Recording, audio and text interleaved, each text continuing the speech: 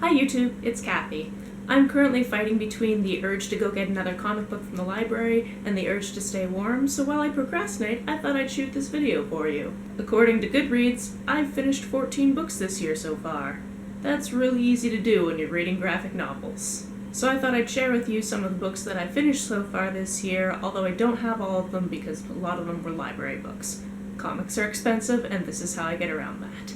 Two that I wanted to mention that I don't have with me because I already returned them to the library are Green Hornet Volumes 1 and 2 by Kevin Smith. I would have really liked if that had turned into a flick. That's okay though, it was pretty good in comic book form, so check those out.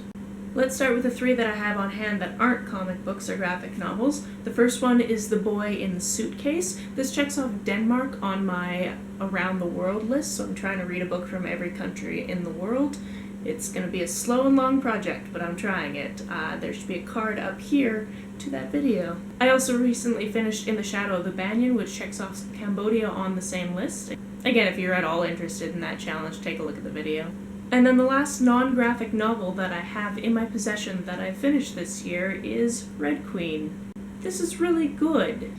If you haven't read this already, do the thing. The second one comes out really soon. As part of a book club that I'm currently in, we read Moths. I thought we were just reading number 1, but we were supposed to read number 1 and number 2, so I read the first one and then borrowed the second one so I could read it after we finished our book club discussion.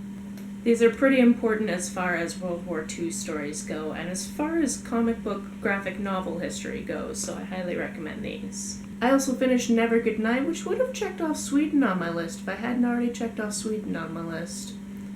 Also really enjoyable. Beautiful black and white. Next, I finished reading a compilation of Green Arrow and Green Lantern crossovers, which was really cool, because then I read this Green Arrow comic, which talks a little bit about his relationship with Green Lantern, so it was good to have that background knowledge when he was kind of reflecting back on that character. And I finished this one in my bathtub last night while I was having my Wednesday tradition of having a bath, drinking a beer, and reading a book. And it distracted me so much that I forgot to wash my hair, so when I got out of the bath, my hair was just a big tangled mess, but I didn't care because this book is beautiful. After I finish editing this video, I'm actually going to the library to get the second volume of this because it's really good. Anyway, that was short and sweet. I just wanted to share some of the things I'm reading these days. Tell me in the comments below if you've read anything this year that you really enjoy. Give this a like if you enjoyed it, share it if you have booktube type friends, and of course you can always subscribe for more content from me. See ya!